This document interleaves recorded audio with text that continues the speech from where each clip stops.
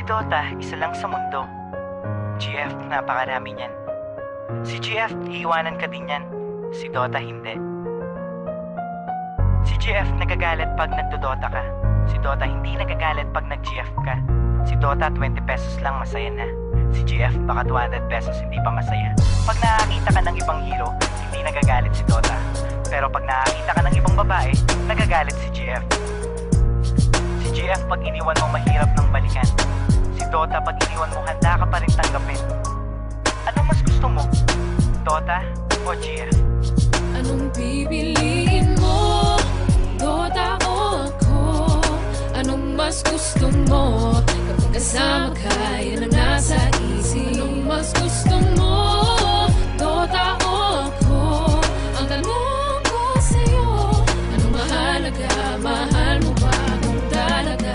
Defense of the ancient, tayo lang magdota, umulan o bumagyo. Kahit nakabota, tawagin na ang tropa. Let's start the countdown. Everybody push, get ready for gangbang. Pumatak na ang dugo. Within 3 minutes, ang bilis makabuo. Parang basketball lang, make me like Mike. Sa dami ko ng kills, ako'y naging Go Tiny Stan. Bakitos yan, pagkatapos niyan tayo na mag-Roshan. Nice strategy, para bang Mineski. And skills are tight, para bang si Aiki. Destroy the last tower, panalo ang kuhain. Basagin na natin ang puno ng mulawin. Good game, maybe next time sir. Imba, sorry guys, GG na sir. Pipiliin mo? Dota o ako? Anong mas gusto mo? Kapag kasama ka, yan ang nasa isip. Anong mas gusto mo? Dota o ako?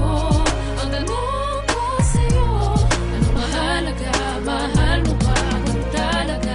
Kapag naglalaro, anong ligaya ang nadarama? Nalilimutan ng problema at pag nadarapa, di ako nagdadrama, tignan ng pagkakaiba. Kapag sinaktan ka ng girlfriend, puso ay nagigiba. Kapag meron kang pera, kapag meron kang TF, ang Dota 20 pesos, the rest mapupunta kay GF. Ngunit di ka kayang mahalin ng Dota, kailanman yan ay nagbibigay libang kahit sa sino man.